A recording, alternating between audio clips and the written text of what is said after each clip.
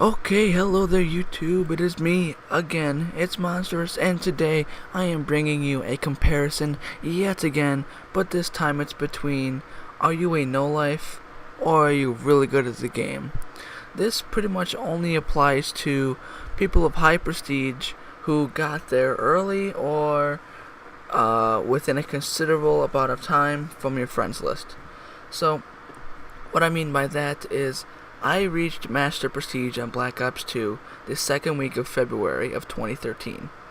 And that's only okay, so all of November, all of December, all of January. So it's like 3 months and 2 days it took me to get that far.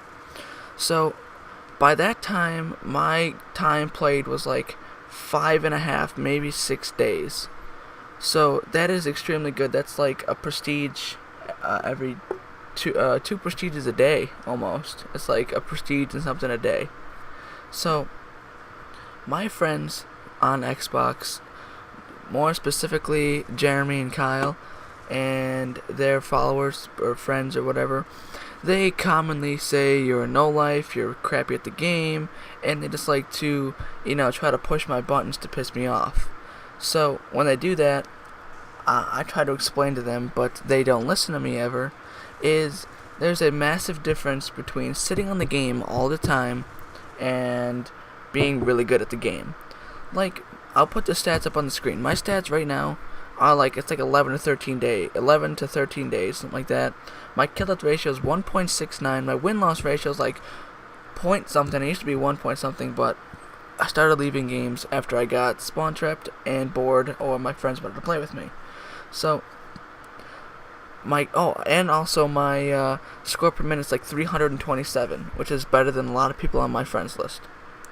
So I don't know where they're getting the idea that I sit on it all day. So I probably play Xbox from like 5-ish till like 6:30 or 7, and then I have to go and get off. I'm off for an hour, and I get back on at like 8:30, maybe 8:20, and I play until 10, except for on Friday nights when I stay up later. But so the difference between being a no-life person and a person who is actually pretty good at the game is the stats that you have, whether it's score per minute, kill death ratio, amount of kills, or amount of score, or how high you are on leaderboards, which I don't care about leaderboards because typically people boost for leaderboards, so I could care less about those. But when I compare my stats to my friends, I have in the top 10 highest on my 90 friends. So, and the only top 10 that are ahead of me are people who either don't prestige or this guy was really amazing at the game.